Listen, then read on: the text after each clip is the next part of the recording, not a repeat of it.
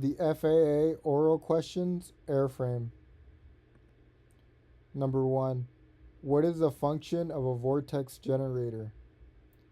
It is designed to delay or prevent separation of the boundary layer. Number 2. What are the three axes of an airplane? Longitudinal, lateral, and vertical. Number 3.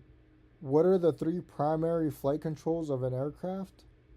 The ailerons, the elevator, and the rudder. Number 4. Name several secondary flight controls and describe their general purpose. Secondary flight controls consist of various types of trim tabs, such as balance tabs, anti-servo and servo tabs, and spring tabs. Their function is to assist the pilot in moving the controls and to trim the aircraft to fly hands off. Number 5. Name several types of auxiliary flight controls and describe their general purpose. The auxiliary flight controls consist of the various high-lift devices used during low-speed flight, such as leading and trailing edge flaps, slats, slots, speed brakes, etc. Number 6. What is a servo trim tab? It is an auxiliary control positioned by the movement of a cockpit control and designed to create aerodynamic forces to assist in moving a control surface. Number 7. What is a spring tab? It is an auxiliary control designed to aid the movement of a primary control at high speeds when control forces become too high. Number 8. What is a balance trim tab? It is an auxiliary control designed to create aerodynamic forces to assist in moving a control surface. The tab is positioned by a control rod connected to the fixed surface on the same side as the horn on the tab. Number 9. What are the four most common types of high-lift devices? Leading and trailing edge flaps, slats, and slots. Number 10. Describe some of the tools used to check control surface travel. A universal propeller protractor or a special control surface protractor. Number 11. Name 3 mechanical methods by which flight control systems may be actuated. Cables, push-pull rods, and torque tubes. Number 12. What is a fair lead? It is a device to prevent a cable from rubbing on the aircraft structure. Number 13. What are the most likely places for a control cable to wear or break? Where the cables pass over pulleys or through fair leads. Number 14. What information is required before a cable rigging chart can be used? The ambient temperature and the cable size. Number 15. What is the function of a cable tension regulator? It automatically adjusts the cable tension to compensate for expansion and contraction in the aircraft structure. Number 16. Describe the function of a rotorcraft collective pitch control. The collective control causes each rotor blade to change its pitch angle by the same amount, thus increasing or decreasing the lift produced by the rotor. Number 17. Describe the function of a rotorcraft cyclic pitch control. The cyclic control tilts the main rotor disc by changing the pitch angle of each rotor blade during its cycle of rotation, which causes a helicopter to move in the direction the rotor tilts. Number 18. What mechanism is most commonly used to compensate for the torque produced by the main rotor of a helicopter? The tail or anti-torque rotor.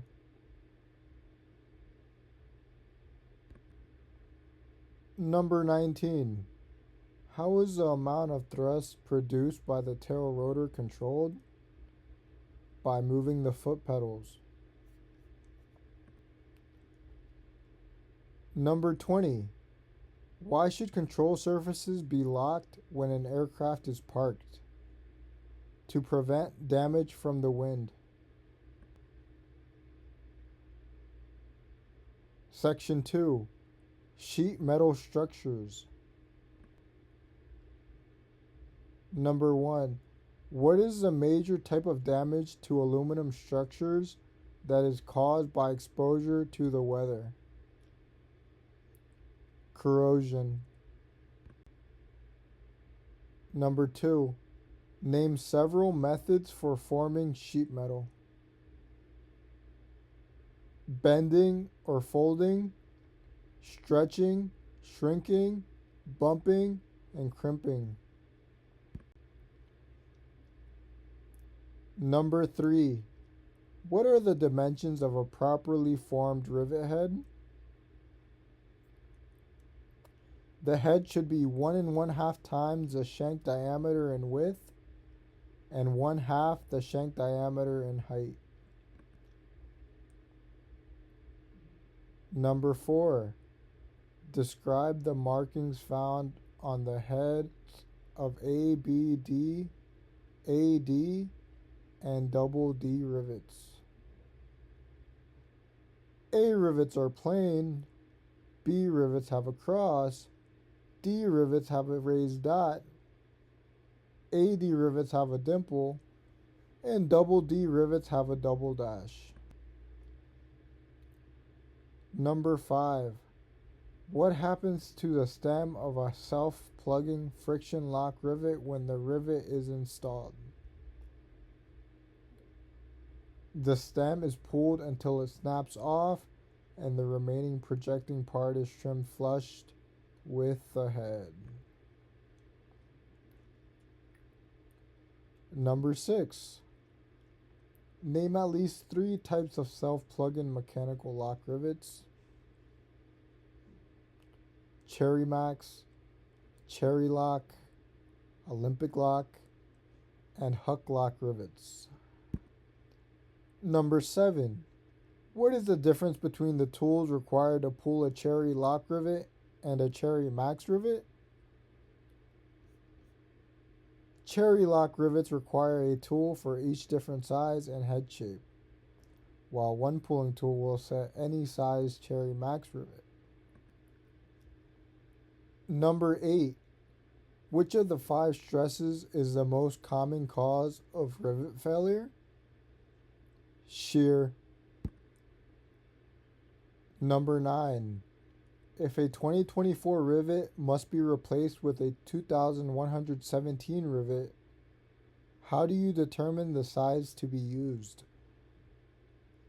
For 5/32 of an inch or smaller diameter, use the next larger size 2117 rivet, assuming that the edge distance and spacing meet the minimum requirements.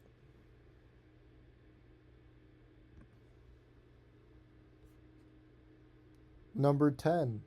Describe the process for determining the total length of a solid rivet for a particular installation. Add the grip length, thickness of the materials being joined, plus 1 1/2 times the rivet diameter. Number 11. What minimum edge distance and spacing should be used for a single row of protruding head rivets? Not less than 2 rivet diameters from the edge and not less than 3 rivet diameters apart. Number 12. How can a mechanic determine whether the countersink for a flush rivet should be dimpled or drilled? By the thickness of the top sheet. Thin sheets are dimpled, while thick sheets may be countersunk. Number 13. What action is taken to prevent cracks from forming while dimpling magnesium or some hard sheet metals? Hot dimpling equipment is used to preheat and soften the metal before the dimple is formed. Number 14. What type of damage can occur when using a rivet set that does not properly fit the rivet? If the radius of the set is too small, the rivet head may be damaged, where areas a set with an oversized radius may cause damage to the sheet metal. Number 15. Why is it important to use the proper size and weight bucking bar when performing sheet metal riveting? If a bucking bar is too large or heavy, it may be difficult to control and may cause damage to the surrounding structure. Where areas a bucking bar that is too light will not properly upset the rivet before work hardening occurs. Number 16. What procedures should be followed to properly remove a solid shank rivet?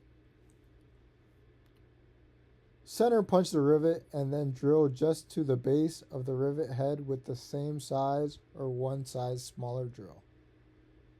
Once drilled, use a pin punch to tip off the rivet head and drive the remaining shank out of the hole while supporting the surrounding metal. Number 17. What are the 2 special calculations that must be made when bending sheet metal? Bend allowance and setback. Number 18. What factors must be considered in order to determine setback? The thickness of the metal and the bend radius. Number 19. What is done to a corner where 2 bends intersect to prevent cracking? Relief holes are drilled in the corner. Number 20. What are the 2 reasons for installing a lightning hole in a sheet metal wing rib? Lightning holes reduce the weight and increase stiffness.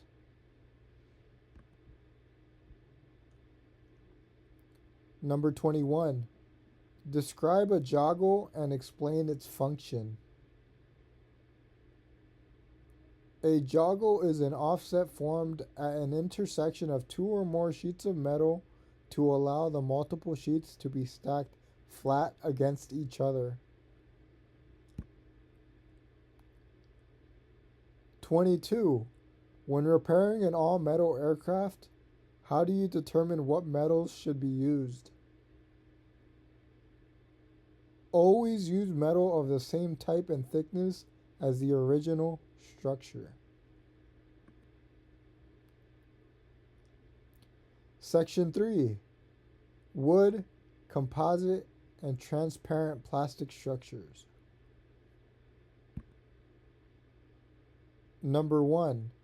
What are the 3 forms of wood commonly used in aircraft construction? Solid, laminated, and plywood. Number 2. What type of wood should be used when splicing or reinforcing plywood webs? The same type of plywood as originally used. Number 3. Name at least 4 different types of defects found in wood. Knots, checks, splits, pitch pockets, cross grain, curly grain, decay, dry rot, etc. Number 4. Can a section of wood containing a hard knot be used? Yes, within specified limits. Number 5. What type of glue may have been used in older wooden aircraft construction that requires careful inspection to detect deterioration? Casing glue. Number 6. What are the 3 types of glues used in modern aircraft construction and repair? Resorcinol glue, phenol formaldehyde glue, and epoxy resin glue. Number 7. Is compression wood acceptable for structural repairs? No. Number 8. Why should the various pieces of wood being joined be kept in the same room for at least 24 hours prior to joining? To allow the moisture content to equalize, thereby minimizing dimensional changes in the wood.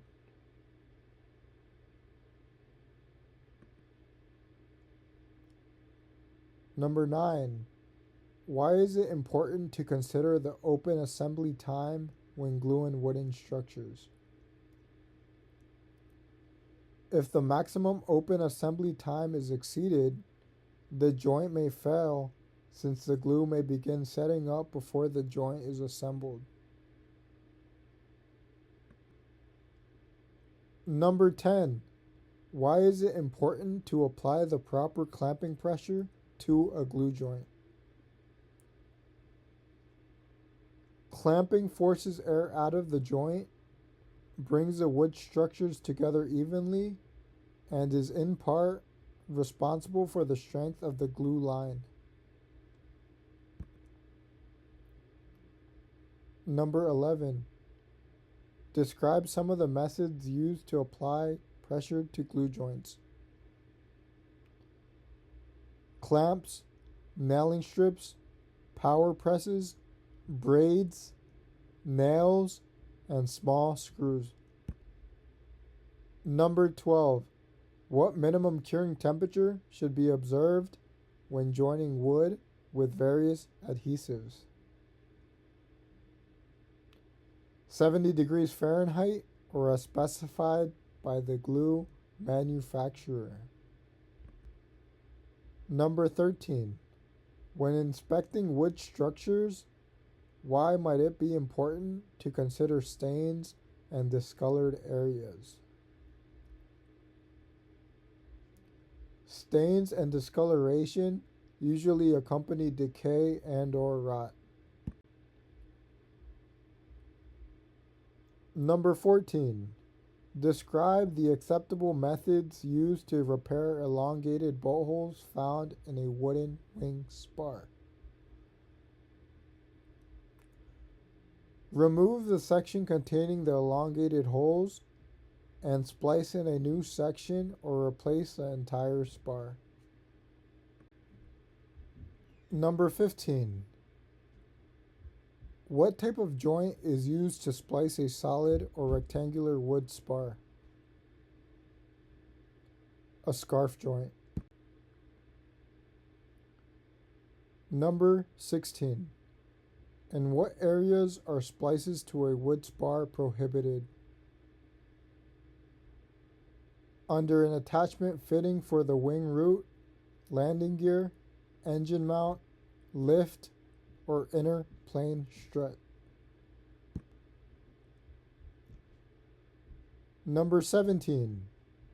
What is the maximum number of splices allowed for any single spar? 2. Number 18. Describe the characteristics of a scarf joint. The pieces to be joined are tapered or beveled on a slope of 1 to 10 or 1 to 12. Number 19. Why must the beveled cut be accurate on both pieces of wood being repaired with a scarf joint? The two pieces must match exactly to ensure a tight glued joint. Number 20. What are the two primary uses for plywood in aircraft construction?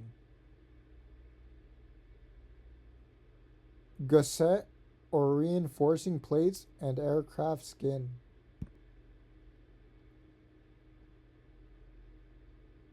Number 21. Provide examples of at least 3 types of plywood skin repairs. Splayed patches, surface patches, plug patches, and scarf patches.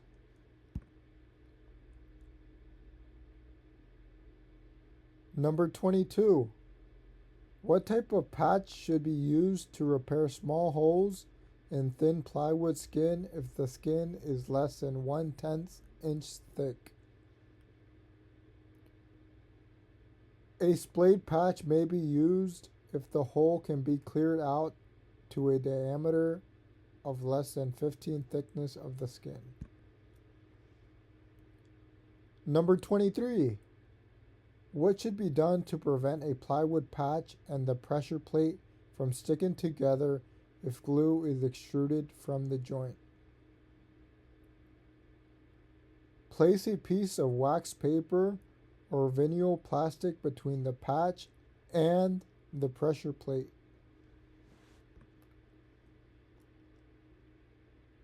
Number 24. Why are lightweight steel bushings sometimes used in wooden structures? Bushings prevent the wood from being crushed when bolts are tightened. Number 25. What is the purpose of large surface area washers when used on wooden structures? Large washers provide additional bearing area for hardware to help preclude damage to the wood when the hardware is tightened. Number 26. Name several facings and core materials used in bonded honeycomb structures intended for special applications. Stainless steel, titanium, magnesium, plywood, glass, nylon, and cotton cloth. Number 27. Describe the construction of a bonded honeycomb structure. It is a laminated structure that has a solid facing bonded to either side of a core consisting of an open, 6-sided cells.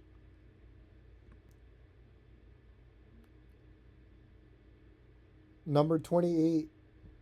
What must be done with a damaged area in a bonded honeycomb structure prior to beginning repairs? The area must first be inspected to determine the damaged area prior to completely removing the damaged material. Number 29. A drill bit used for drilling composites should operate at approximately what speed? Use an air-driven tool capable of a freeze speed of up to 20,000 RPM.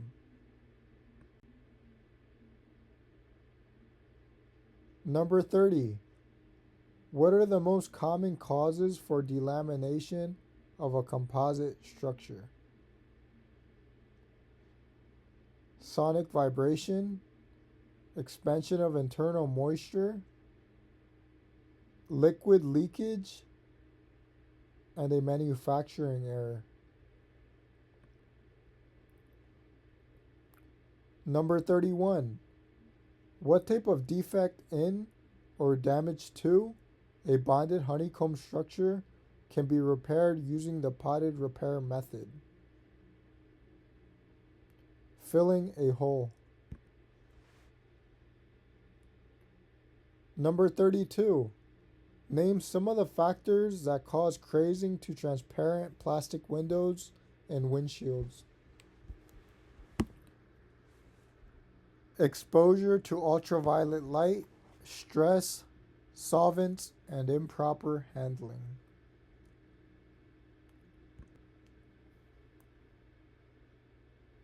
Number 33.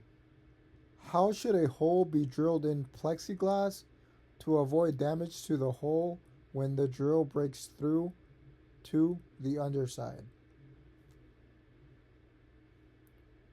Back up the plastic with a piece of wood and feed the drill slowly.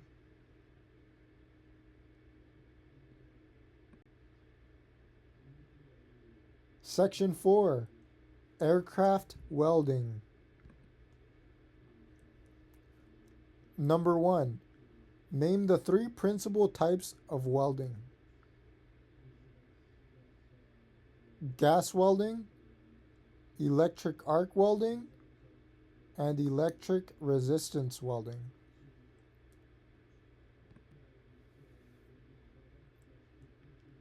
Number 2. What are some advantages of gas shielded arc welding? The weld is stronger, more ductile, and more corrosion resistant. Number 3. Which method of welding is less likely to cause buckling or warping of thin metal sheets? Electric arc or TIG welding? Number 4. What is the purpose of shielding an arc weld with an inert gas? The gas prevents atmospheric oxygen and or nitrogen from contaminating the weld.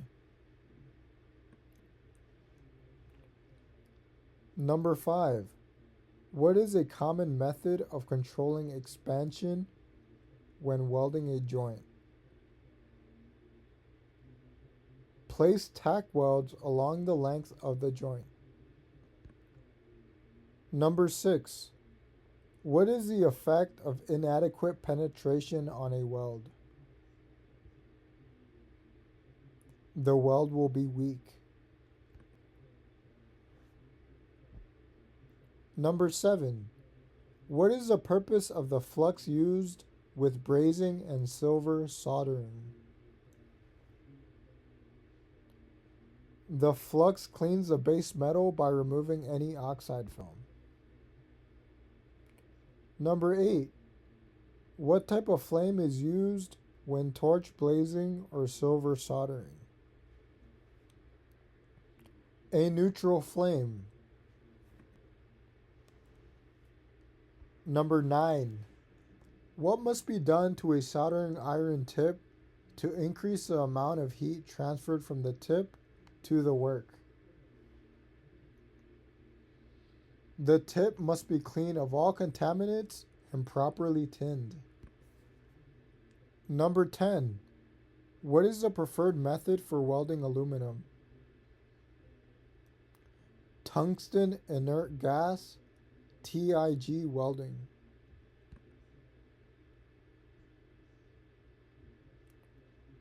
Number 11. What is the preferred method of welding magnesium?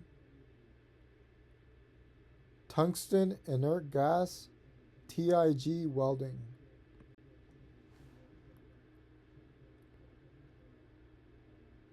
Number 12. What precautions must be observed in order to weld titanium? All traces of oxygen and nitrogen must be kept away from the weld area. Number 13. Describe one type of repair that could be made to a dented steel tube cluster joint. A formed steel patch plate could be welded over the damaged area. Number 14. How can a soft flame be obtained without reducing the heat output of the torch? Use a larger tip and adjust the gas pressure accordingly. Number 15.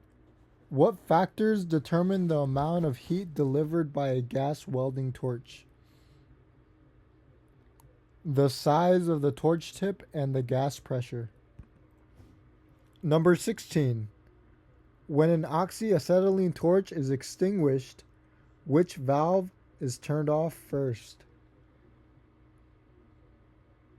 Turn off the acetylene gas valve first. Number 17. When a gas welding project is completed, what safety precautions should be accomplished? All the valves are turned off and the gas pressures are relieved. Number 18. What should be done to a heat-treated aluminum part after welded repairs are completed? The part must be reheat treated. Number 19. Welding magnesium can create a serious safety hazard. What is the nature of this hazard? Magnesium burns with a very hot flame that is very hard to extinguish. Number 20. What technique might be used to enable a tight fitting inner sleeve to be inserted into a tubular repair? The inner tube could be chilled with dry ice or in a freezer, while the outer tube could be heated slightly with a torch. Section 5. Aircraft fabric covering. Number 1. Aircraft covering fabrics are made of materials from what two sources? Organic materials and synthetic materials. Number 2. How would you determine the strength requirements for fabric used to recover an aircraft? The fabric must be of at least the quality and strength of the fabric used by the original manufacturer. Number 3. What two types of organic fibers are used for covering aircraft? Cotton and linen.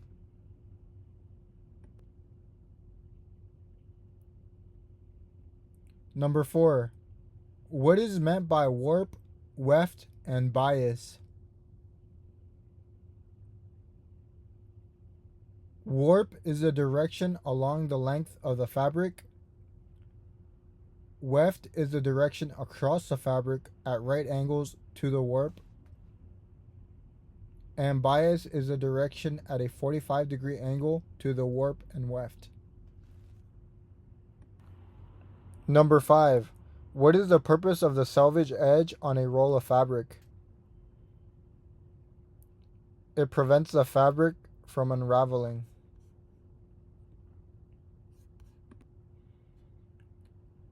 Number 6. What identification marking is found on the selvage edge, and in which direction is the warp applied? The FAA PMA stamp is found on the selvage edge, and the warp is applied parallel to the line of flight. Number 7. How are the fabric type and strength requirements determined for fabric-covered aircraft? The original manufacturer determines the fabric type, and the strength requirements are a function of the never exceed speed and wing loading.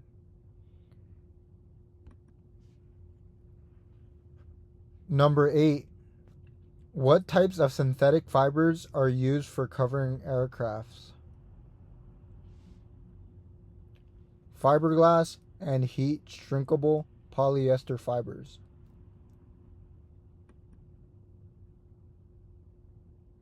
Number 9. Which of the several types of fabric is unaffected by moisture and mildew? Fiberglass. Number 10. What is the function or purpose of reinforcing tape? Reinforcing tape is used between the fabric and the rib stitching to prevent the lacing cord from cutting through the fabric.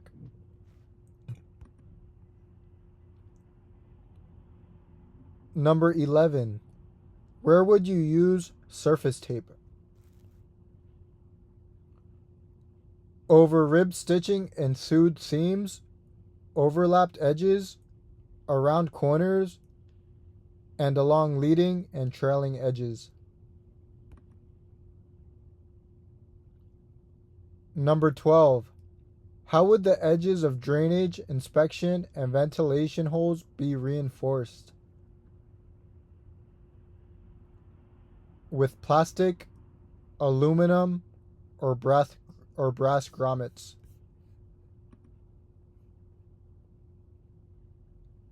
Number 13. What are the principal methods used to test the condition of fabric? Punch testers such as the Mal or Saybolt tester, and laboratory pool testing.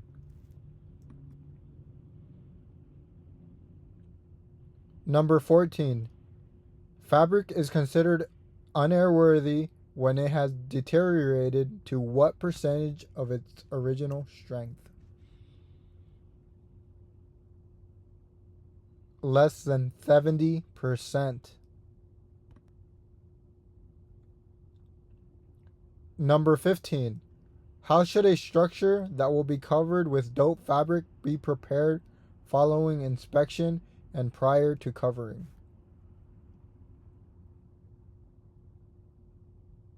Treat it with a protective coating of paint or varnish as appropriate. Number 16. What is the principal advantage of the envelope method for covering wings? Almost all the seams are machine sewed by the envelope supplier.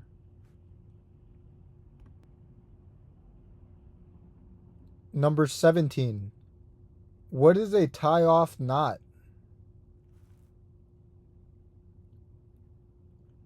A standard, modified C knot used on all stitches except the starting stitch.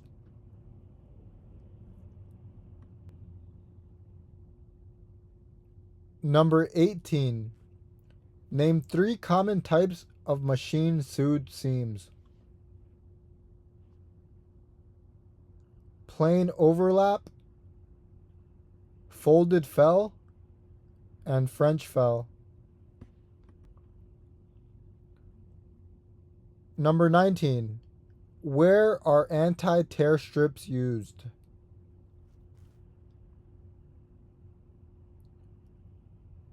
Under wing rib stitching when the never exceed speed is greater than 250 miles per hour. Number 20.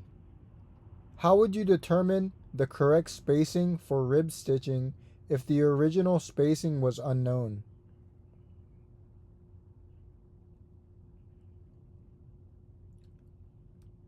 Consult the chart in AC 43.13-1B.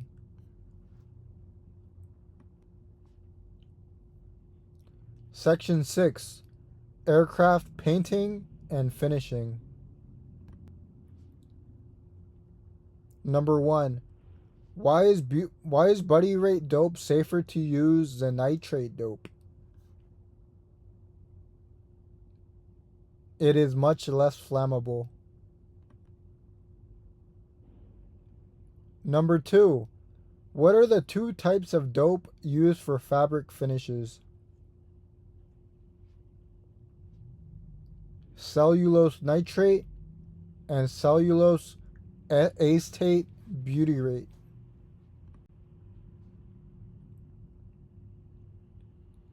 Number 3. What is the appearance of a blushing paint finish?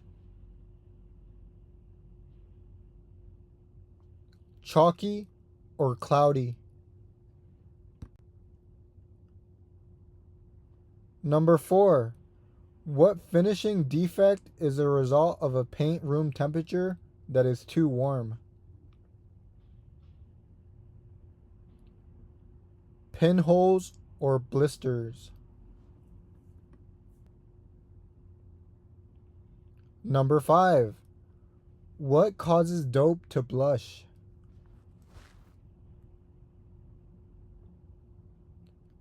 High humidity, moisture in the spray system, or application over a damp surface?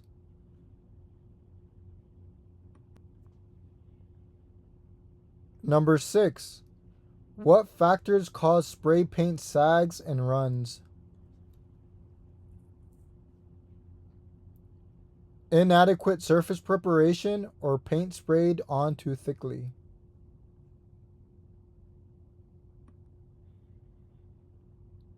Number 7. What components or parts of the airframe must be protected from damage when using paint stripper? Windshields and windows, plastic composites, synthetic rubber, and fabrics. Number 8. What is the function of zinc, chromate, or wash primers?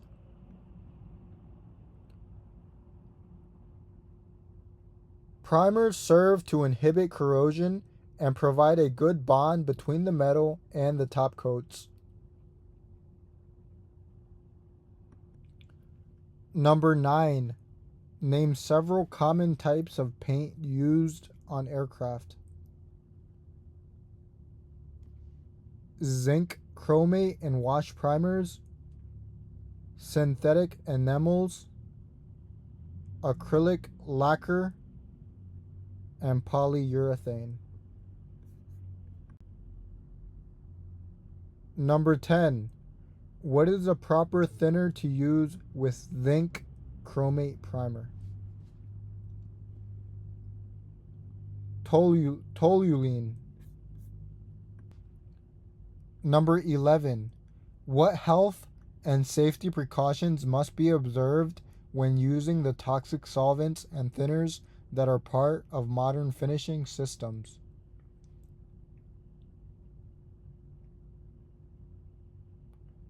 Respirators and or masks must be worn when spraying finishes. Number 12. If spray painting dust causes a surface to appear dry and rough, what are the most likely causes? Too much air pressure, or the spray gun is too far from the surface being painted. Number 13.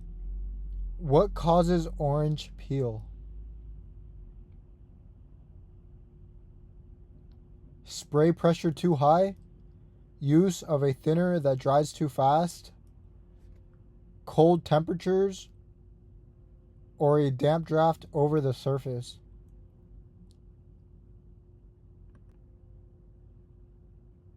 Number 14. What regulation governs the application of the registration numbers to aircraft registered in the United States?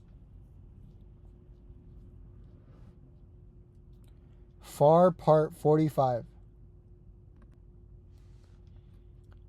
Number 15. Other than appearance, what is another reason for touching up painted surfaces?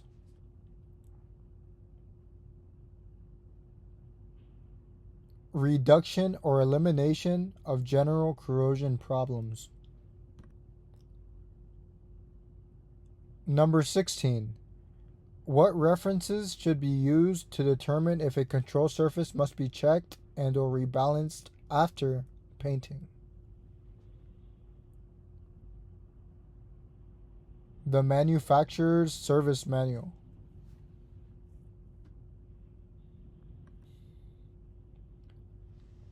Number 17.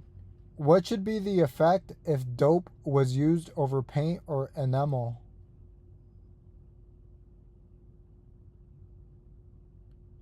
The dope tends to dissolve these materials. Number 18.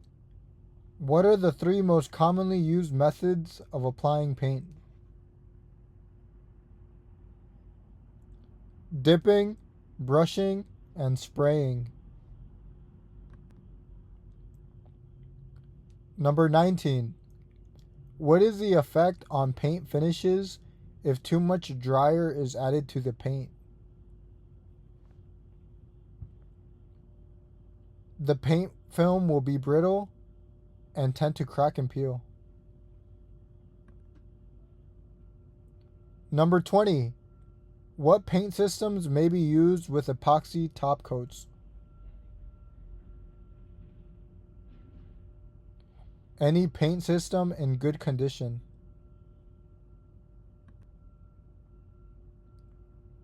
Section 7.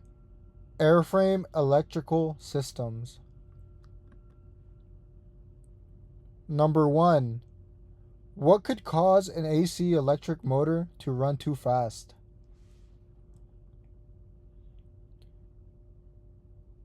Excessive applied voltage or shorted field windings. Number 2. What tool is used to check a motor or generator armature for shorts and opens under load conditions? A growler. Number 3. When using a growler, what indication will occur when a short exists between an armature segment?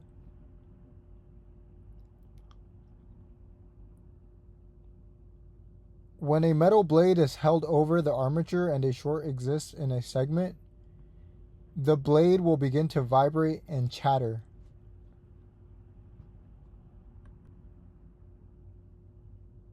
Number 4. How is the output voltage of an alternator controlled?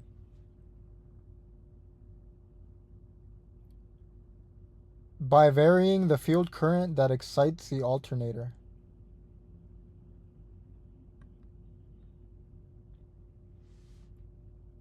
Number 5. What instruments are used to monitor electrical system loads?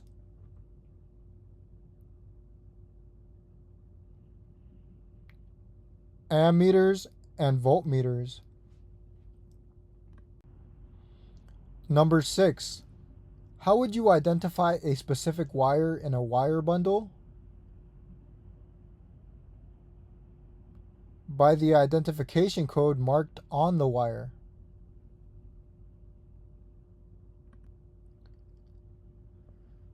Number 7. What tool would you use to determine the size of an unmarked wire? A wire gauge. Number 8. What color are the navigation lights on the wingtips?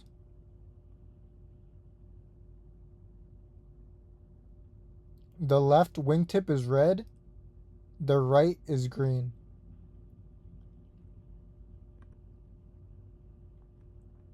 Number 9.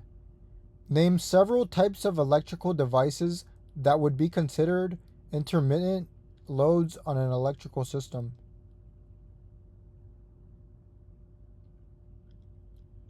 Landing gear, cowl and wing flap motors, and radio transmitters.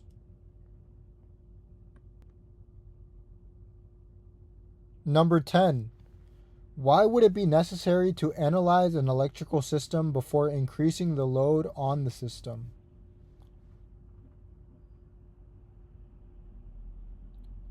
To determine that the generator capacity, wire size, and protective device capacity will not be exceeded.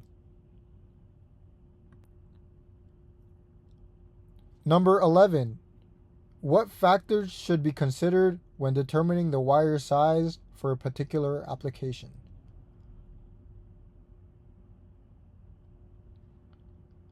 The system voltage, permissible voltage drop, current to be carried, wire length, and whether the load is continuous or intermittent.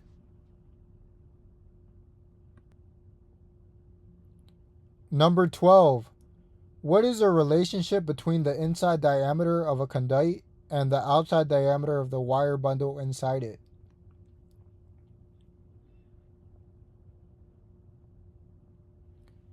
The conduit must be 25% larger than the wire bundle.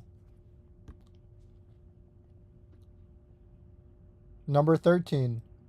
What is the maximum number of terminal lugs that can be placed on a single terminal strip stud? 4. Number 14. What is the proper length for a bonding jumper?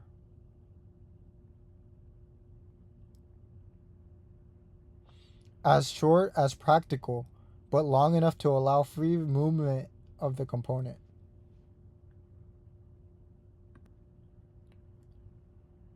Number 15. Under what conditions must a switch be derated from its nominal rating? When used with inductive circuits, circuits with high inrush current, and with DC motors. Number 16. At what point do electric motors draw the most current? When starting. Number 17. Circuit breakers are designed to open before what condition occurs? Before the wire emits smoke.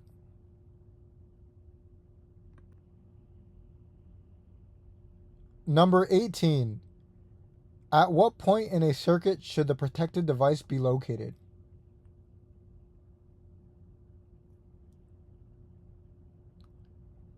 As close to the power source as possible.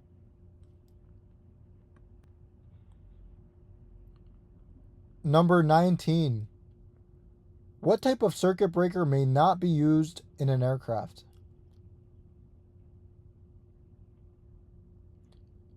An automatic resetting type. Number 20. What part of an aircraft is identified by a white navigation light? The tail. Number 21. What could cause an AC electric motor to run too slowly?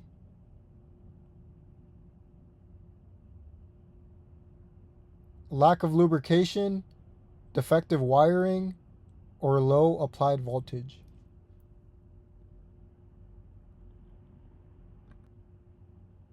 Number 22. What should be done when making bonding or grounding connections between dissimilar materials?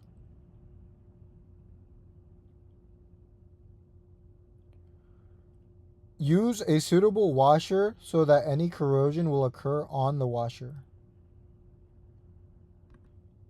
Number 23. Prior to making a continuity check, what must be done to an electrical circuit?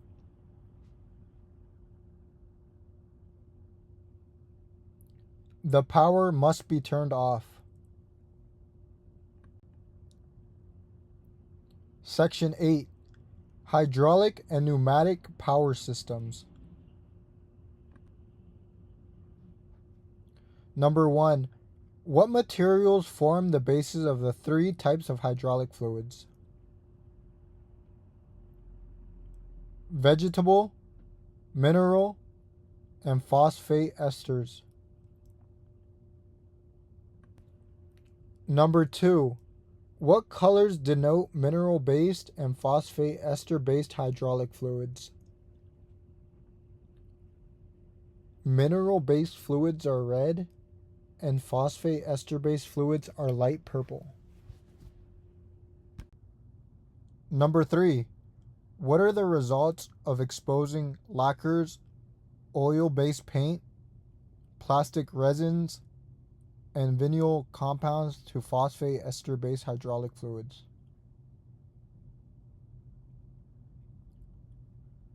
The materials will be damaged and or softened, or the paint will peel. Number 4. Name several sources used to develop hydraulic pressure. Hand pumps, engine-driven pumps, and electrically driven pumps.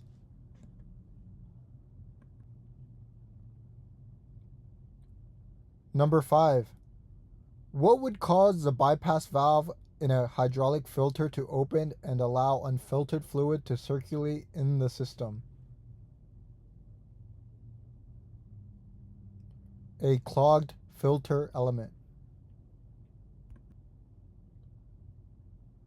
Number 6. Describe several methods of pressurizing a hydraulic reservoir. Engine bleed air, system pressure acting on a small piston in the reservoir, using variable displacement hydraulic pumps,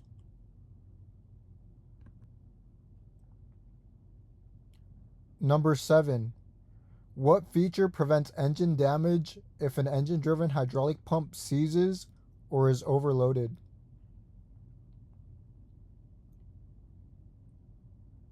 A shear section in the pump driveshaft will break, disconnecting the pump from the engine. Number 8. Describe the purpose of a pressure relief valve.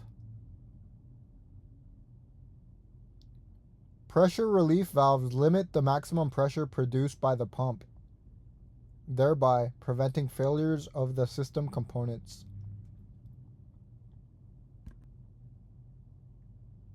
Number 9. Engine-driven pumps deliver the output fluid flow in what two forms? As a constant volume or a variable volume? Number 10. Describe the operation of a geared type pump.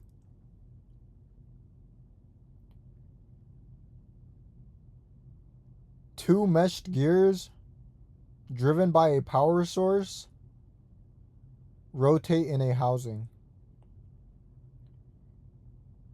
Inlet fluid is carried around the outside of the gears and delivered to the outlet side as the gears rotate.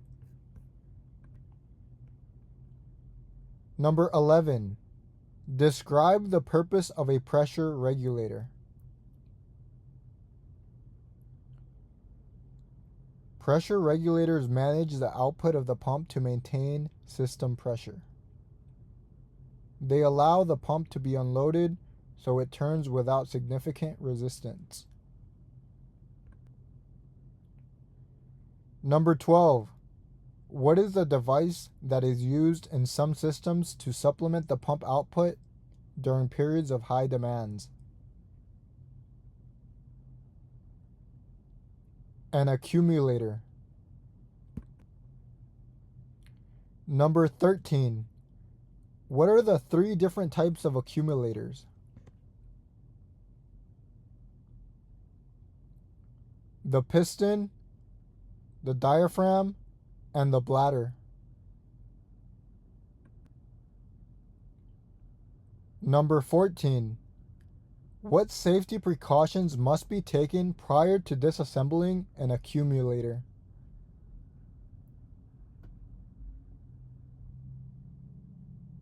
Release all of the air or preload. Number 15. When a hydraulic unit is replaced, what precautions should be taken to avoid contamination of the system? All lines should be capped or plugged immediately after they are disconnected.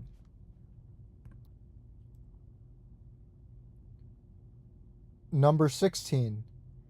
What types of components or systems are pneumatically operated in some aircraft? The landing gear, brakes, flaps, and other mechanical actuators. Number 17. Name several sources of pneumatic power. Storage bottles, engine bleed air, engine-driven compressors, or vane-type pumps. Number 18. What happens to excess pressure in a pneumatic system?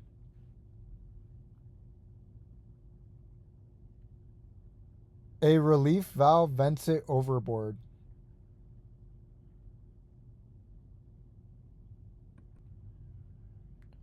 Number 19.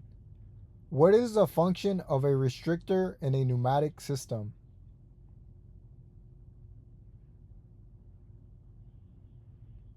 To control the rate of flow of the airflow. Number 20. What are the reasons for periodically purging a pneumatic system? To remove moisture and contaminants.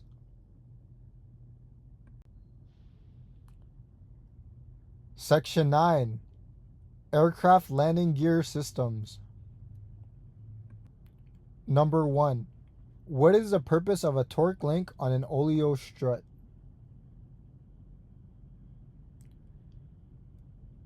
To keep the wheel in alignment and prevent the piston from coming out of the cylinder.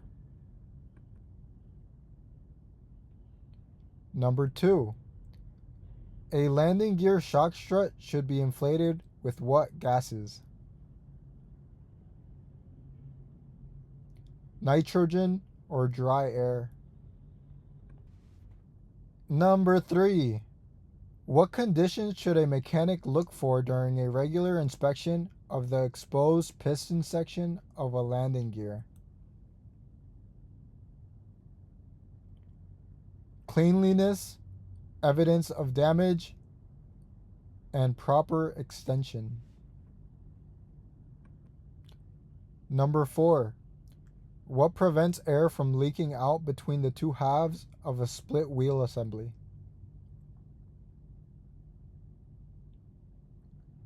An O-ring. Number 5. Why are fusible plugs installed on some aircraft wheels?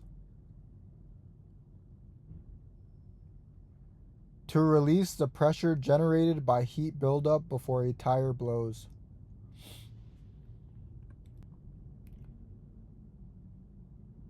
Number 6. What safety precaution must be taken when removing a wheel from an axle or when disassembling a wheel? Verify that the tire is completely deflated before removing a wheel from an axle or before wheel assembly. Number 7. What are the visible signs of excessive heating on a wheel bearing? The bearing surfaces show discoloration. Number 8. How are the pilot's nose wheel steering commands transmitted to the steering control unit of a large aircraft? Steering signals may be transmitted mechanically, electrically, or hydraulically. Number 9. How is the nose wheel steering mechanism usually actuated on a small aircraft? By means of a mechanical linkage connected to the rudder pedals.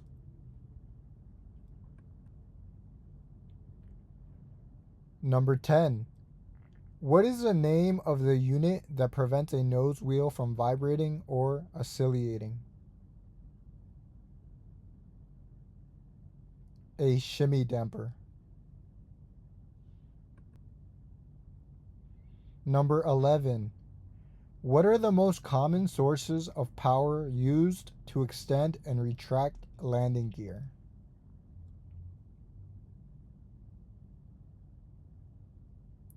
Hydraulic pressure and electric motors. Number 12. At what times should a gear retraction check be performed? During annual or other inspections and following a hard landing. Number 13. What mechanisms ensure that a nose wheel is not turned as it retracts into its wheel well? Internal centering cams in the strut or an external track.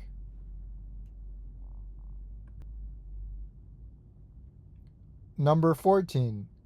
Name several types of brake actuating systems.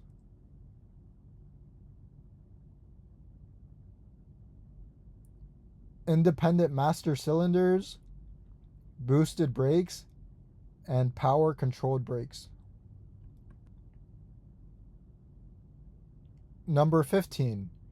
What is the function of an anti-skid system? Anti-skid systems allow large aircraft to achieve maximum braking effectiveness without allowing wheels to skid or lock.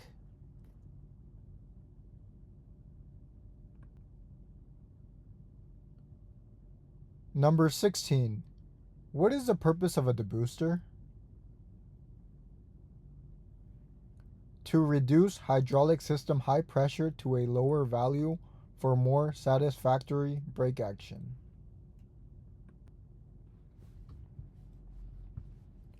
Number 17. Describe two methods of bleeding brakes.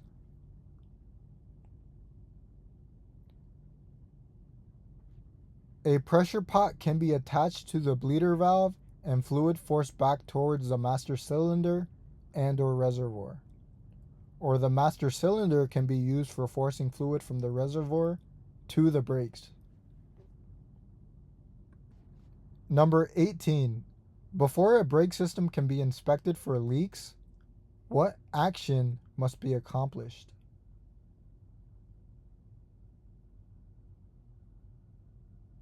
Pressure must be applied to the system.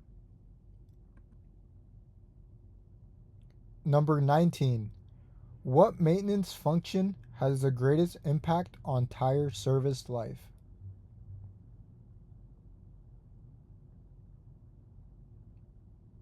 Ensuring that the tires are properly inflated. Number 20. What effects does underinflated have on aircraft tires?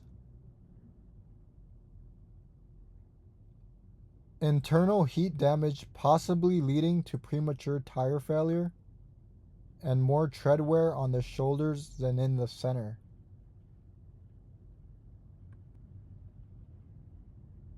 Section 10. Position and warning systems. Number 1. What unit in an anti-skid system generates the anti-skid warning signal? The control unit. Number 2. How is a pilot alerted that an anti-skid system has automatically returned to a manual brake system? By a warning light. Number 3. What is the significance of an anti-skid warning?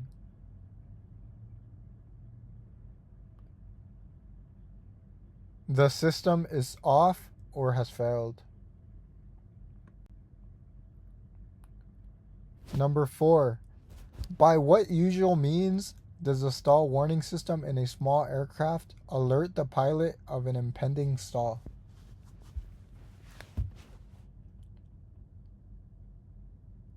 An audible alert and/or a warning light. Number 5. What devices are used to provide warnings for a retractable landing gear system? A horn or other aural device, and a red warning light or lights. Number 6. How can a pilot determine that the landing gear is down and locked?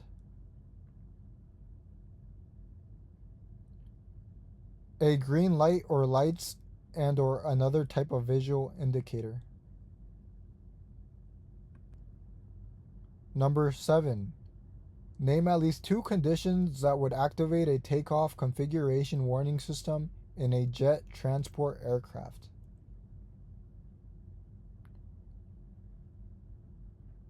Incorrect leading or trailing edge flap position, stabilizer position, or speed brake not stowed. The manufacturer may establish other conditions. Number 8. What landing gear positions must be indicated by regulations? Down and locked and up and locked. Number 9. Under what conditions will a landing gear aural warning sound? When the throttle is retarded and the landing gear is not down and locked. Number 10. How does a takeoff configuration warning differ from a landing gear warning? Takeoff warnings are usually an intermittent horns, while landing gear warnings are steady.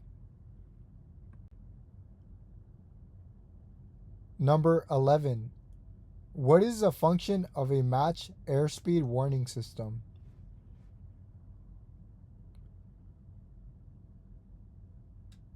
To alert the pilot that the never exceed airspeed limit has been reached or exceeded. Number 12. What systems are commonly used to activate the landing gear warning systems?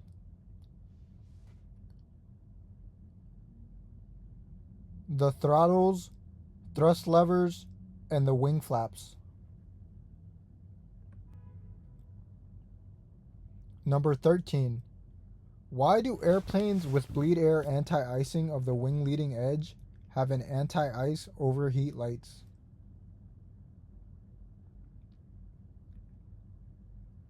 To indicate an over-temperature condition, usually as a result of a break in the bleed air ducts. Number 14. What warning system may be required when a nickel-cadmium battery is installed in an aircraft?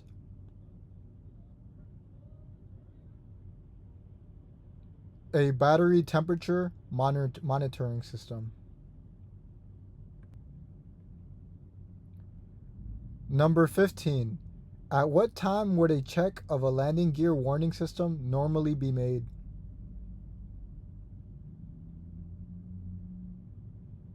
During a landing gear retraction test. Number 16. What is the purpose of an annunciator system? To show by means of a warning light that some system parameter requires attention to by the flight crew.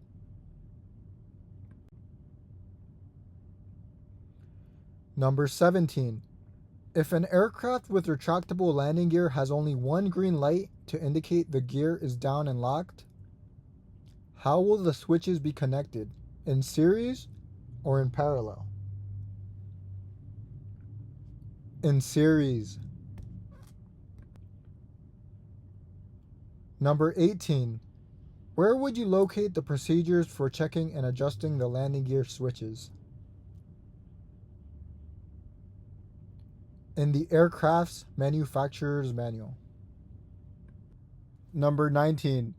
What is the usual means for alerting the crew of a jet transport that the cabin doors are not properly closed?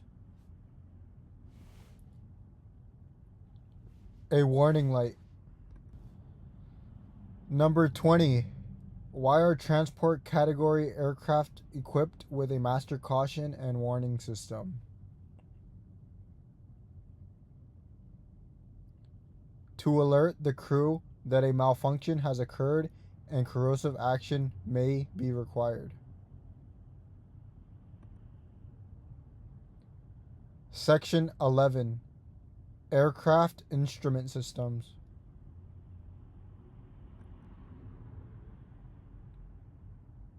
Number 1. A static check may be performed on a manifold pressure gauge by using what piece of information?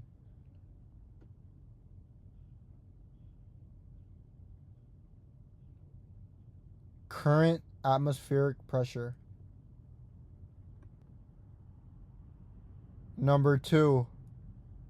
What aircraft instrument can be used to check a manifold pressure gauge for proper indication?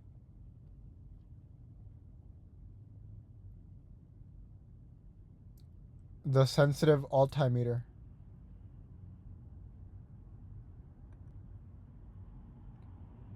Number 3.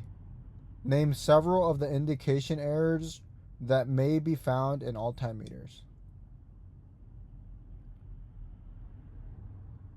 Scale errors, hysteresis, friction, and installation. Number 4. What is a signal source in an electrical resistance type temperature indicating system?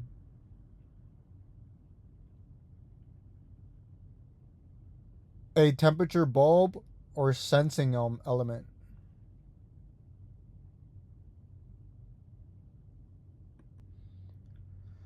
Number 5.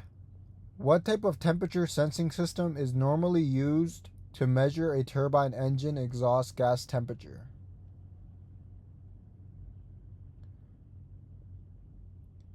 A thermocouple type system. Number 6. What operating parameter is indicated by a tachometer?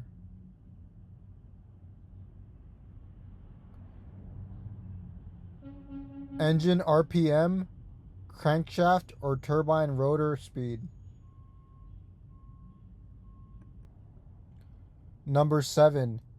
What is the name of the effect that causes a gyro to respond to an applied force at a point 90 degrees further in the direction of rotation?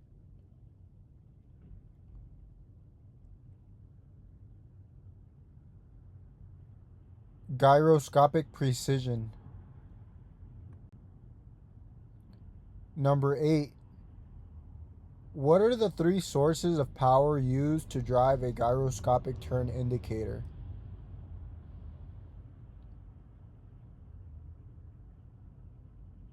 Air from a vacuum or pressure source, or an electric motor?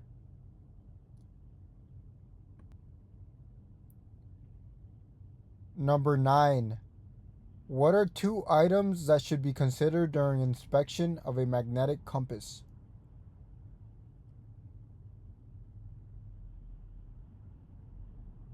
One, the fluid must be clear.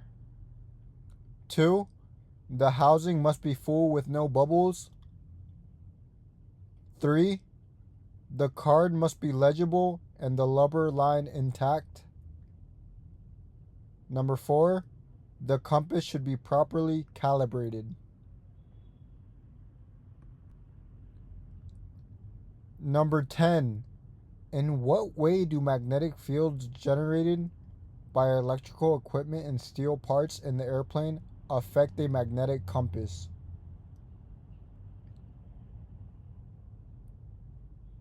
Stray magnetic fields detect the compass from correct alignment with the Earth's magnetic field.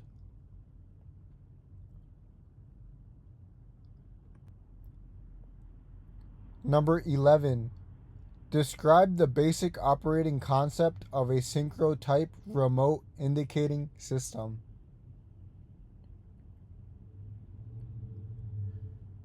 A remote transmitter electrically signals a receiver inside the instrument.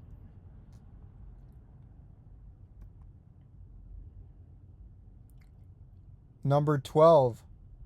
What aircraft instruments are connected to the pitot static system?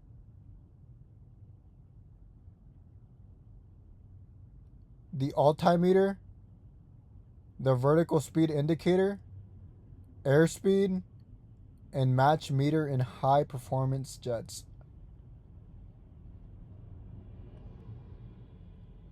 Number 13. Why should you avoid cleaning obstructions from the sensing holes in a pitot static system with a tool?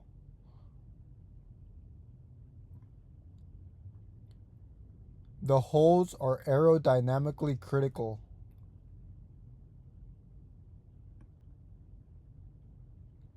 Number 14. After components in a pitot static system have been replaced, what tests or inspections are required?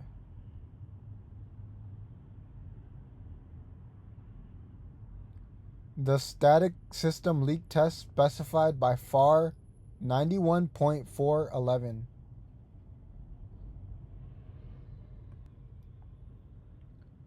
Number 15.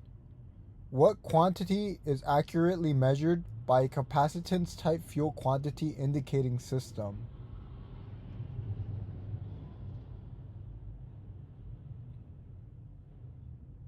The mass of the fuel.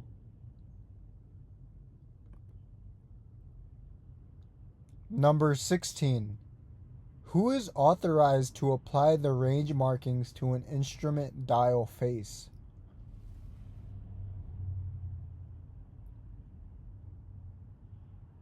The manufacturer or a certificated instrument repair station. Number 17. What is the purpose of a slippage mark on an instrument glass?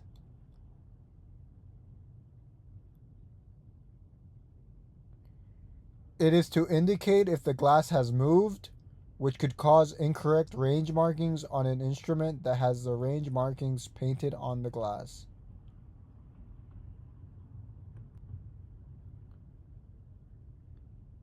Number 18. What references should be consulted to determine the proper range markings for aircraft instruments?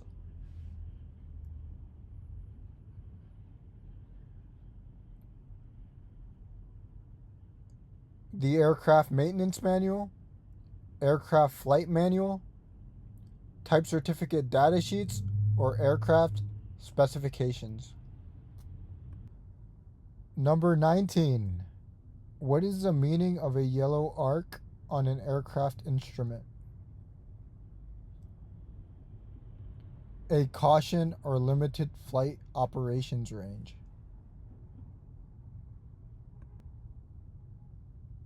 Number 20. What is the reason for swinging a compass and how is it accomplished?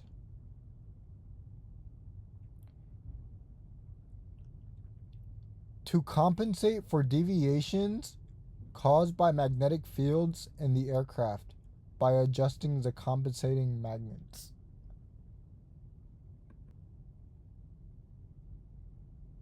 Section 12. Aircraft Avionic Systems. Number 1. What are the basic components of a radio communication system?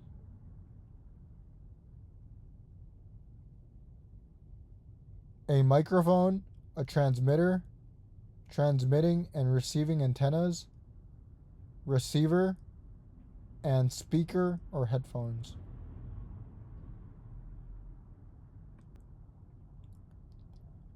Number 2. What frequency range is used by most modern voice communication systems? The VHF, very high frequency band, 118.0 to 136.975 megahertz. Number 3. What does the term ADF stand for?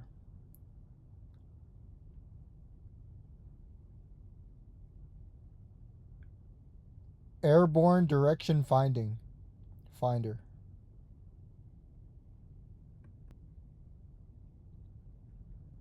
Number 4. What is the function of VOR equipment? Navigation. Number 5. Name the components of a typical airborne VOR navigation system.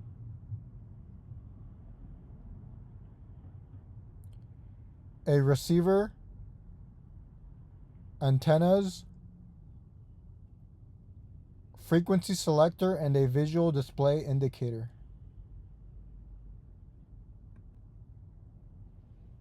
Number 6. What does DME stand for?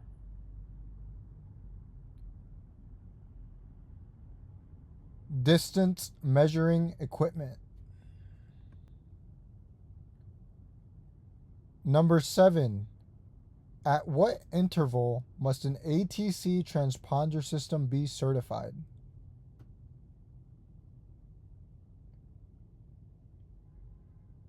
Every 24 calendar months. Number 8. Why are 2 antennas usually required for an ILS system?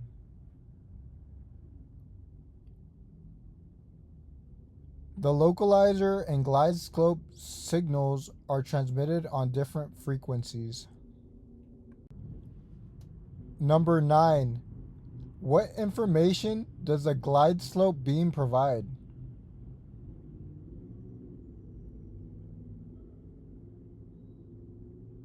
Vertical guidance to enable the aircraft to maintain the correct descent angle.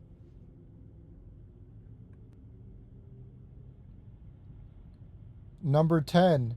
What is a power source for an ELT emergency locator transmitter?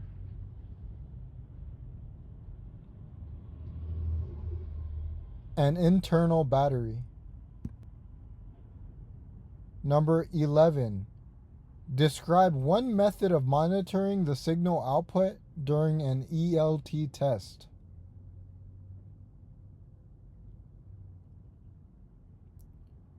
Tune a communications receiver to 121.5 megahertz. Number 12. How would you determine if the batteries in an ELT are due for recharge or replacement?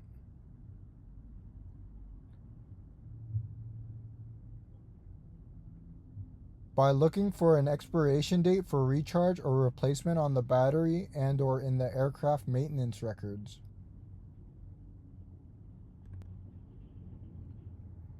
Number 13.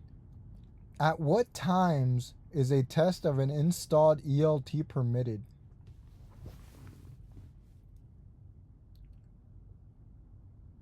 During the first 5 minutes after the hour and for no more than 3 sweeps.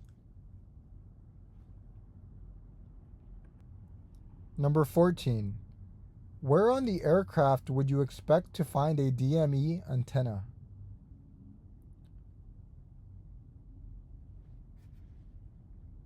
Generally on the bottom of the fuselage in a location that isn't blocked by the wing during turns.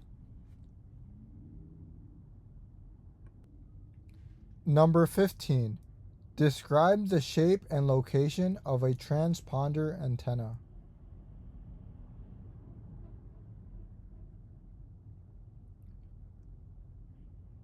Either a short blade or a short wire with a ball and located on the bottom of the fuselage.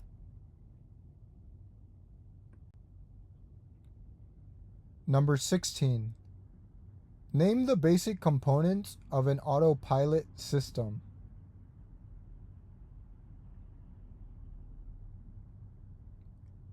Gyros, servos, a controller, and an amplifier or computer. Number 17. What are the sensing elements of an autopilot system?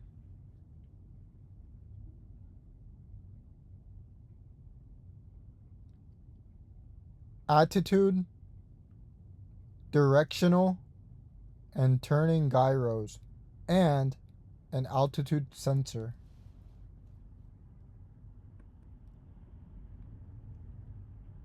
Number 18. What is the function of the servos in an autopilot system?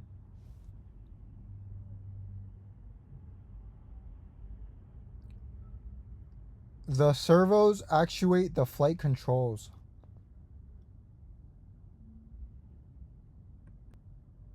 Number 19.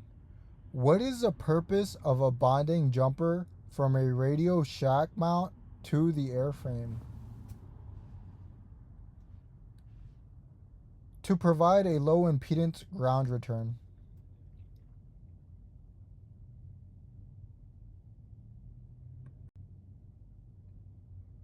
Number 20. Describe the procedure used to route coaxial cable from an antenna to a receiver. The cable should be supported every 2 feet. Bends should be 10 times the cable diameter, and it should be routed separately from other wires.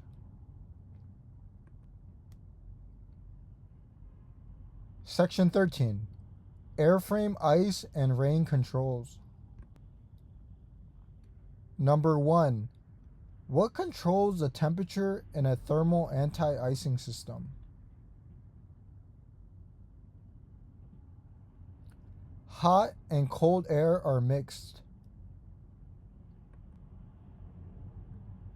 Number 2. What are the sources of heat for thermal anti-icing systems?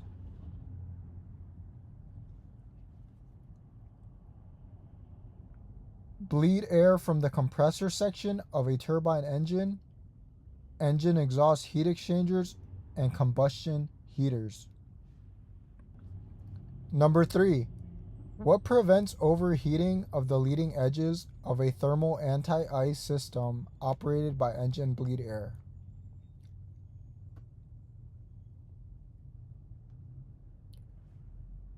Overheat sensors signal the anti-icing valves to close and shut off the hot air.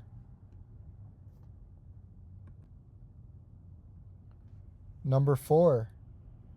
What happens to the hot air used by a thermal anti-ice system after it has heated the surface?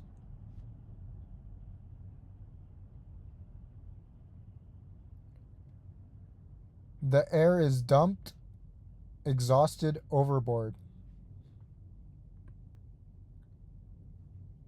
Number 5. Why is it necessary to provide overheat protection for anti-icing systems that use turbine engine bleed air?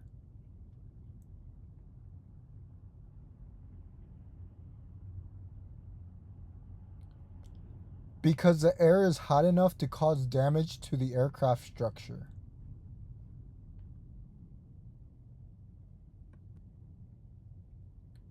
Number 6. What are the effects of arcing on an electrically heated windshield?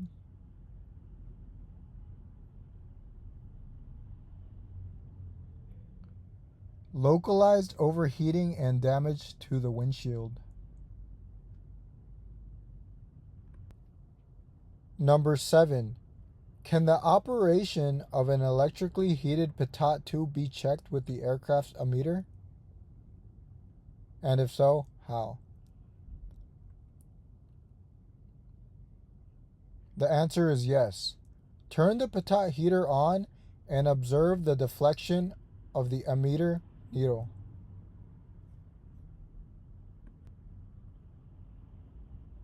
Number 8. Describe several potential problems associated with electrically heated windshields.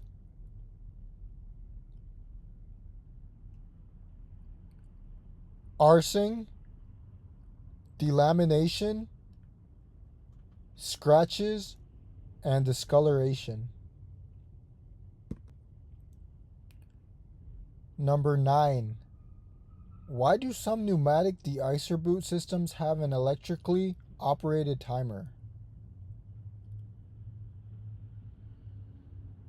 To automatically cycle the boots, provide the proper rest time, and then recycle the boots. Number 10. What are the two most common methods of inflating pneumatic de-icer boots?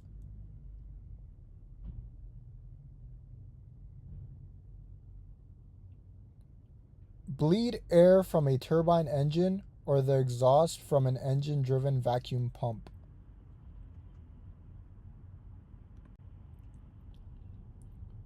Number 11. What procedure is used to hold de-icer boots flat with the airfoil surface during flight?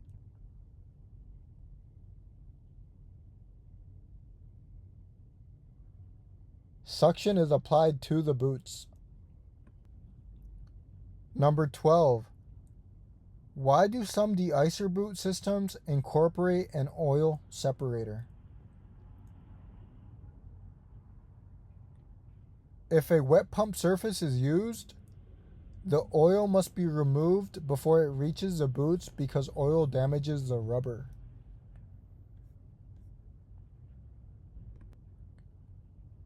Number 13.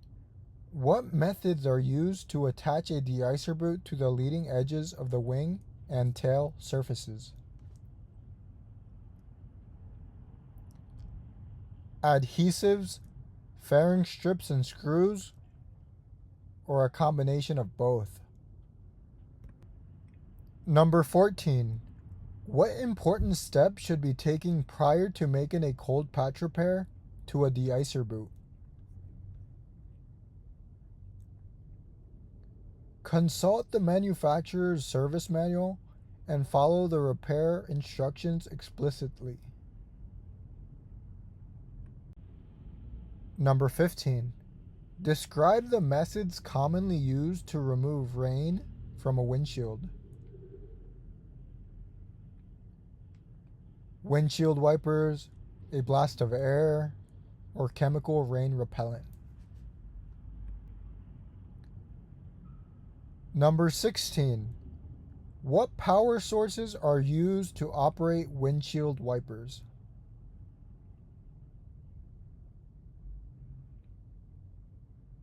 Electricity or hydraulic pressure?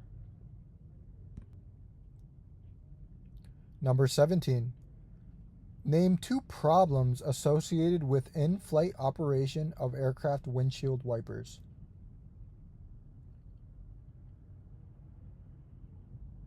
Insufficient blade pressure caused by aerodynamic forces and failure to oscillate fast enough. Number 18. Describe the operation of a pneumatic rain removal system.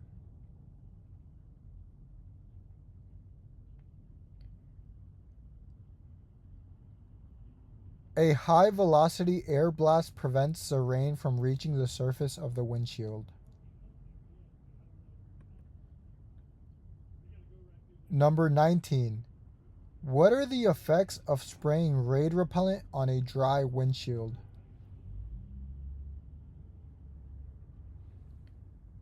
It smears and streaks, which reduces visibility, and it is hard to remove when dry.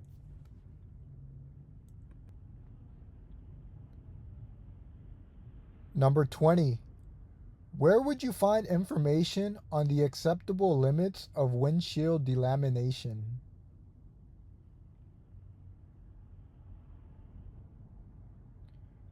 and reference material provided by the manufacturer. Section 14. Cabin Atmosphere Control Systems. Number 1. Is there any special requirement as to the type of oxygen used in an aircraft system, and if so, what is it? Only aviators breathing oxygen should be used. Number 2. Describe the operating principle of a continuous flow oxygen system. High pressure oxygen flows from the storage cylinder to a pressure regulator where its pressure is reduced, and then to the mask outlets whenever the system is turned on. Number 3. Describe the operating principle of a pressure demand oxygen system. Demand systems allow oxygen to flow from the cylinder to the regulator and then to the mask only when the user inhales. Pressure demand systems provide oxygen to the mask at higher than atmospheric pressure when used at extremely high altitudes, forcing oxygen into the user's lungs. Number 4. What should be used to purge an oxygen system of moisture? Oxygen, dry air, or dry nitrogen?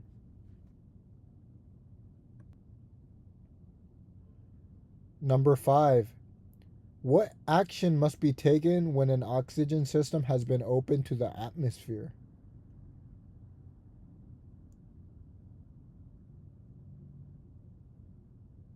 The system must be purged of any moisture. Number 6.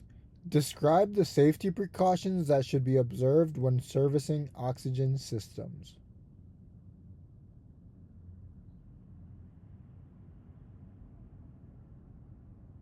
Avoid all contact with petroleum-based oil or grease. Don't smoke. Keep everything very clean. Service systems outdoors if at all possible. And just keep the caps on the bottle to protect the valves. Number 7. What is a roots blower? It is a type of engine-driven compressor.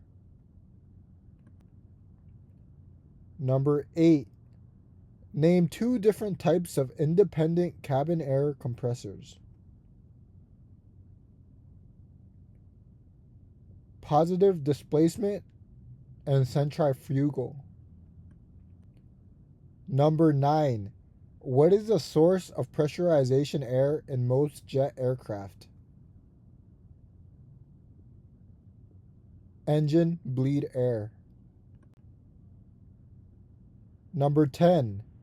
What device provides the principal means of controlling cabin pressure? The outflow valve.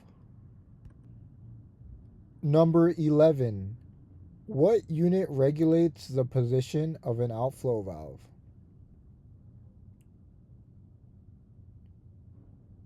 The cabin pressure controller. Number 12. Name several methods used on reciprocating engine aircraft for providing heated cabin air.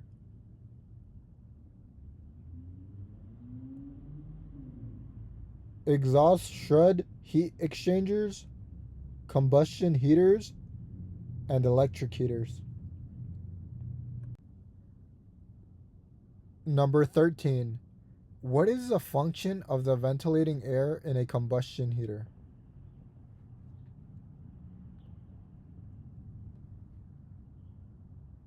Ventilating air transports the heat from the heater into the cabin and prevents combustion gases from entering the cabin if the combustion chamber develops a crack.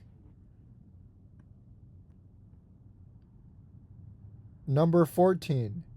What are the sources of ventilating air in a combustion heater?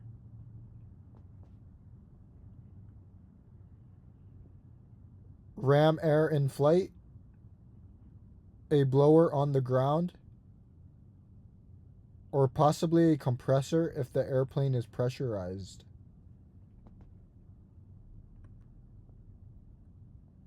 Number 15.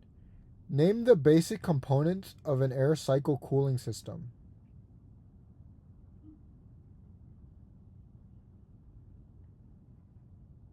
The compressor and expansion turbine, heat exchangers, and various valves.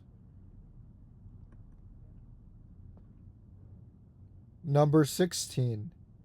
Describe the basic operating principles that allow an air cycle system to produce cool air.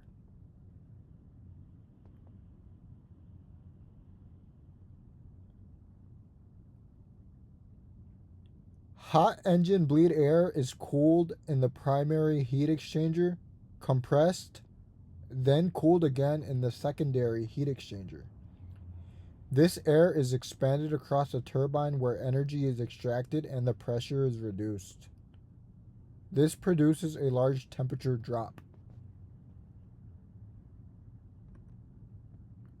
Number 17. Describe the basic operating principles of a water separator. Cool, moist air is swirled so that the water droplets are separated by the centrifugal force, captured by a sock, and then drained. Name the principal components of a vapor cycle system. A compressor, condenser, expansion valve, and an evaporator. Number 19. In what significant way is a vapor cycle cooling system different from an air cycle system?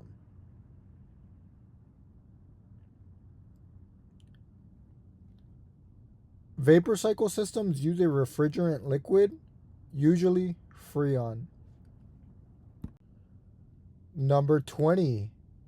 Why is oil added to the refrigerant in a vapor cycle air conditioning system?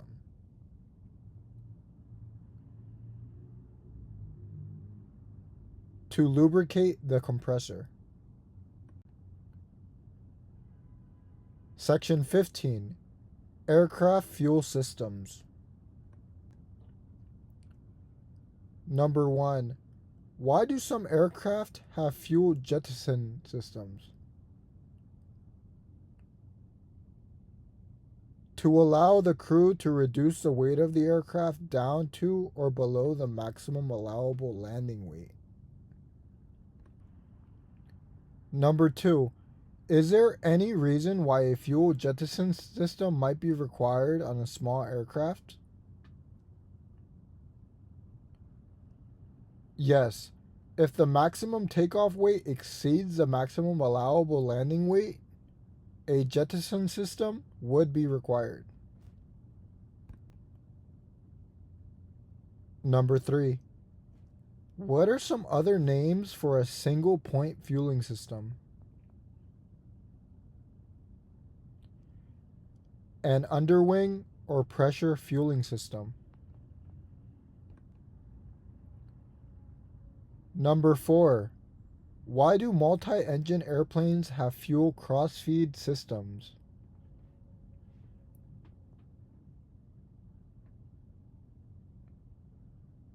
To allow any engine to draw fuel from any tank. Number 5. The fuel selector valve for a multi-engine aircraft must have at least 3 positions. What are they? On, off, and crossfeed. Number 6. Why do some fuel tanks have internal baffles?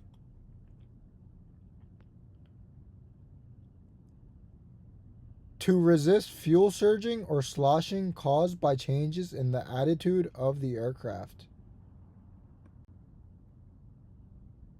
Number 7. What are the two types of fuel cells?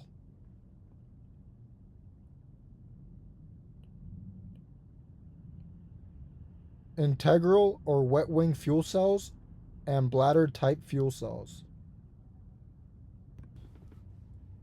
Number 8. What does the term wet wing mean? It means that the sealed portion of the aircraft wing structure from the fuel tanks. Number 9. How is the weight of the fuel supported when bladder type fuel cells are used?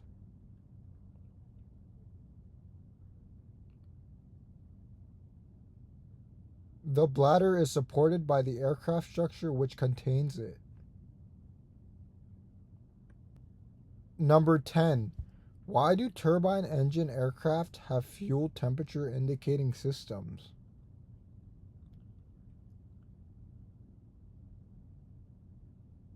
To allow the crew to determine if the fuel is cold enough to produce a danger of the information of ice crystals. Number 11. Name 4 types of fuel quantity gauging systems currently in use.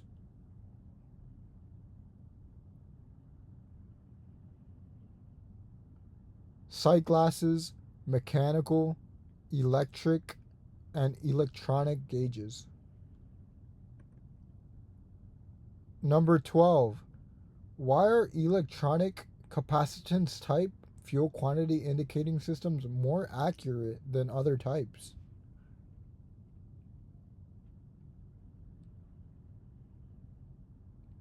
Because they measure the mass of the fuel instead of the volume. Number 13. What are drip gauges and sight gauges? Underwing, bayonet type fuel gauges. Number 14. What is the purpose of an in-transit light associated with an electrically operated fuel tank shutoff valve? It is to provide an indication that the valve is in motion between one position and another. Number 15. For what reason is a fuel jettison system usually divided into 2 separate independent systems, one for each wing?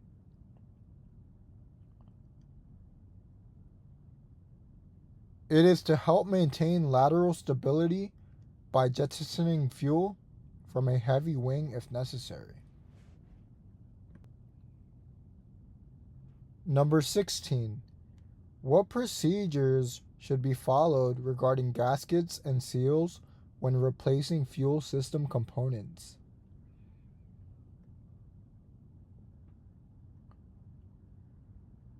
All old gaskets and seals should be replaced with new ones. Number 17.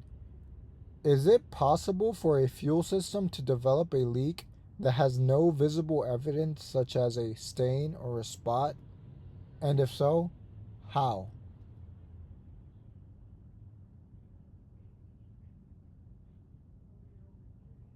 An internal component such as a valve could develop a leak.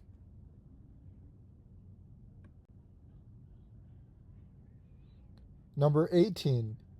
How is a fuel tank checked for leaks following a patch or welded repair?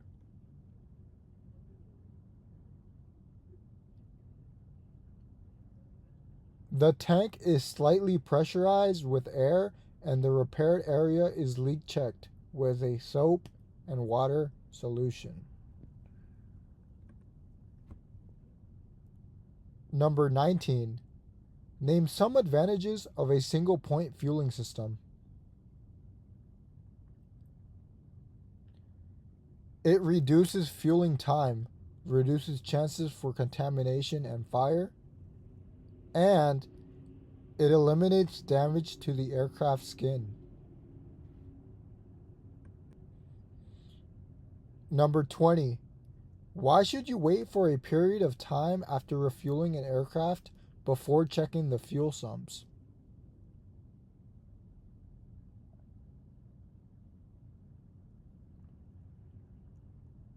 to allow time for water and contaminants to settle to the drain point. Section 16. Fire protection systems.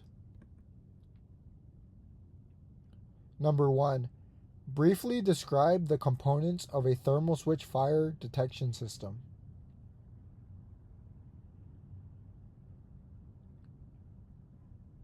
Temperature-sensitive switches that complete a circuit at a specific temperature and trigger a warning. Number 2. Are thermal switches wired in series or in parallel with each other? Parallel. Number 3. How are the detector units in a double loop Fenwal system wired?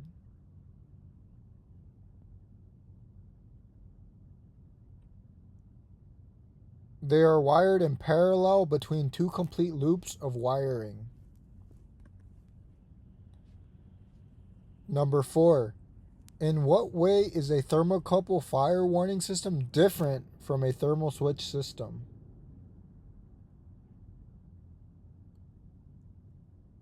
Thermocouple systems are sensitive to the rate of temperature change, whereas thermal switch systems respond to a specific temperature value. Number 5. Briefly describe the components of a KITTY continuous loop fire detection system.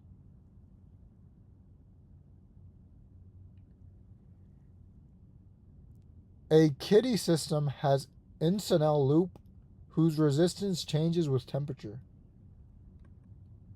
Number 6. Briefly describe the components and operation of a Lindbergh fire detection system.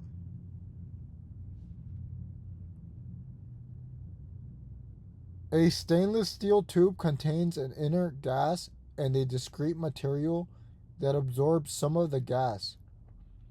When the tube heats up, some gas is released, raising the temperature in the tube, which activates a pressure switch. Number 7. Describe the process or mechanism by which a photoelectric smoke detector generates a warning of a possible system.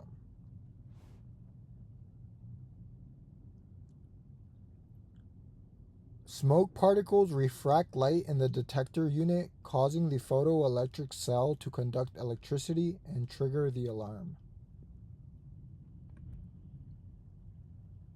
Number 8. How can the operation of a photoelectric smoke detector be tested?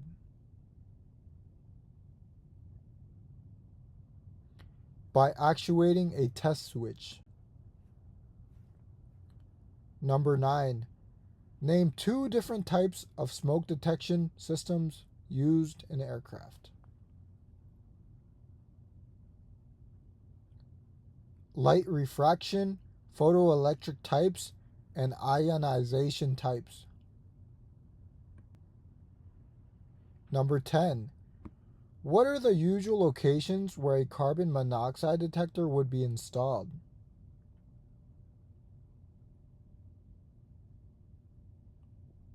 In an aircraft cockpit or cabin?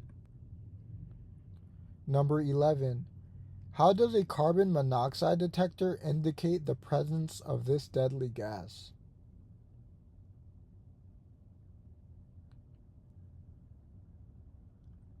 By the tan spot on the detector turns gray or black.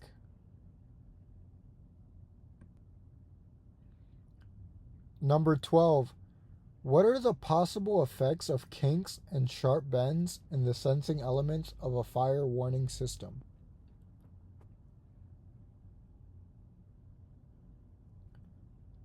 False fire warnings caused by short circuits.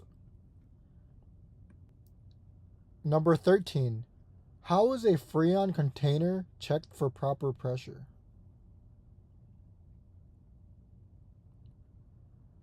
A chart must be used to determine the maximum and minimum gauge pressure readings based on the ambient temperature.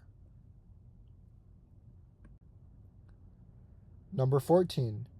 Name the two basic types of fire extinguishing systems. The conventional system and the high rate discharge system. Number 15. Name the extinguishing agent most commonly used by the conventional fire extinguishing systems. Carbon dioxide or CO2. Number 16. Name the extinguishing agent most commonly used by the high rate discharge fire extinguishing systems. Halon, halogenated hydrocarbon type agents, also known as Freon. Number 17. How are Freon bottles protected from excessively high temperatures, and how can you tell that this had occurred? A thermal fuse or blowout disc will release the agent if the bottle temperature exceeds a certain limit. This blows out a red indicator disc. Number 18. What condition is indicated if the yellow disc is missing in a fire extinguishing system?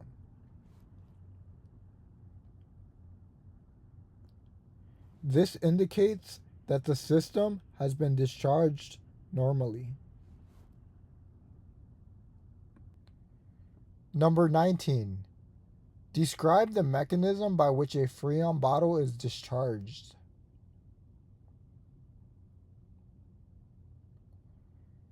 An electrical signal fires an explosive squib, which ruptures a frangible disc. Number 20. How is the service life of a discharge cartridge calculated?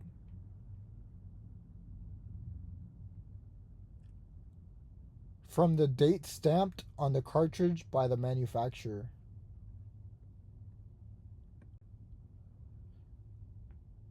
And finally, Section 17. Aircraft Airworthiness Inspection.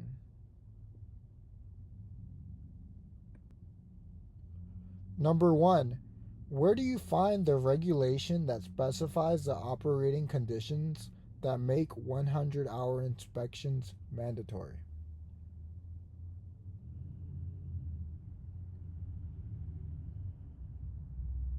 FAR Part 91.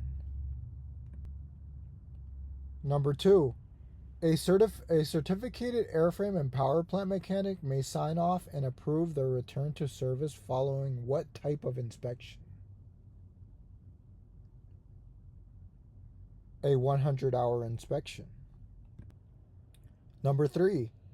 Under what conditions may a mechanic perform an annual inspection and return the aircraft to service?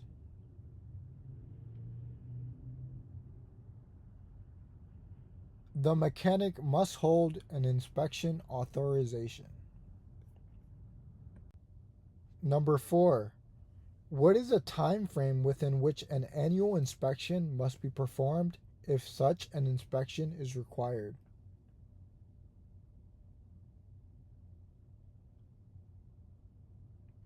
Within the preceding 12 calendar months. Number 5. Under what conditions may any checklist be used as a guide for a 100-hour inspection?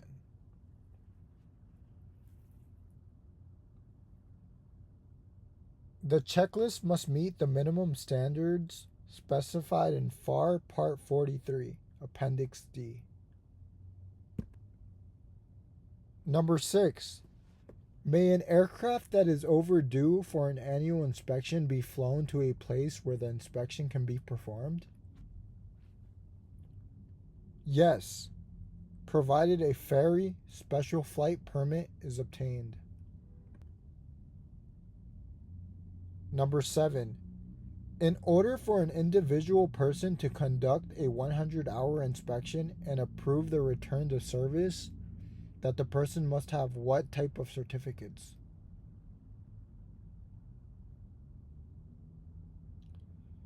A mechanic certificate with both the airframe and Powerplant ratings. Number 8. An aircraft is required by FAR 91.409 to have a 100-hour inspection. Is it legal to fly that airplane beyond the inspection requirement? And if so, for how long? Yes, the aircraft may be operated for up to 10 hours, if required, to reach a place where the inspection can be accomplished. Number 9. An airplane is flown 4 hours over the 100-hour inspection limit to reach your maintenance facility. How do you account for those 4 hours?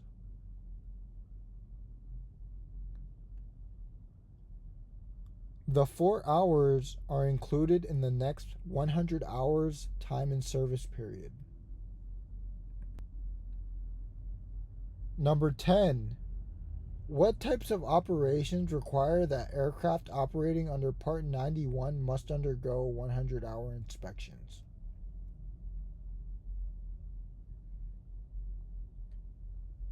Aircraft operated for compensation or hire, or used for flight instruction when provided by the flight instructor.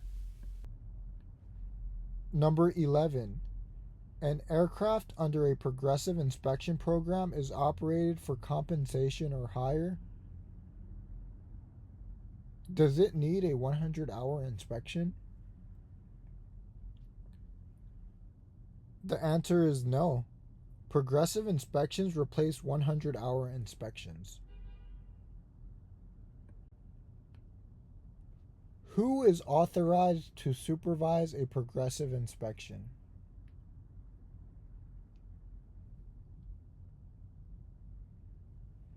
Certificated A&P mechanics who hold an inspection authorization, certified repair stations of the aircraft manufacturer.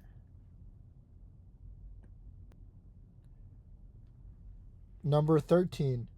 When a progressive inspection program is discontinued, at what time is the next 100-hour inspection due?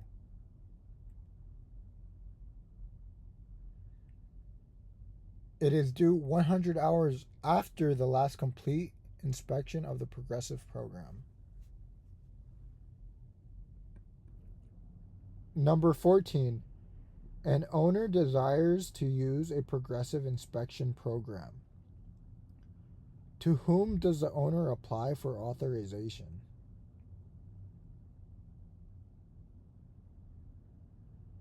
To the FAA Flight Standards District Office having jurisdiction over the area where the owner is located. Number 15.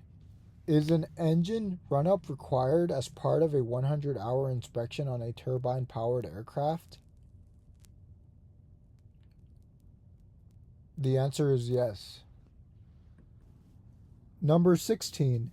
Where would you locate the required items that must be recorded in the aircraft maintenance records following completion of a 100-hour inspection?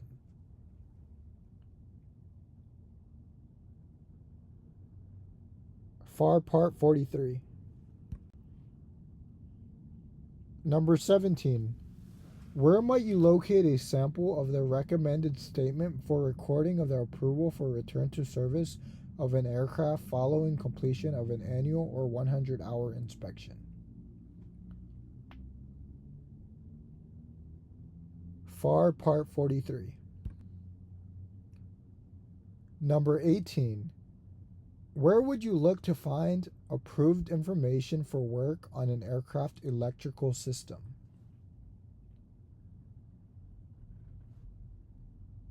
In the manufacturer's maintenance manual or other instructions for continued airworthiness.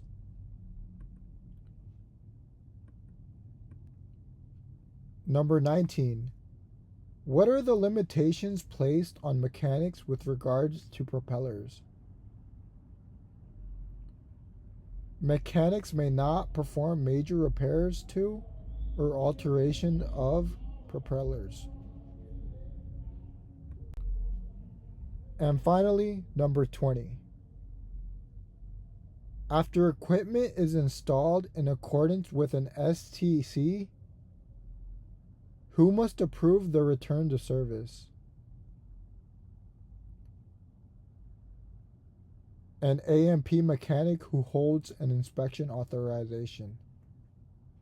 That's it. Good luck on your oral airframe exam.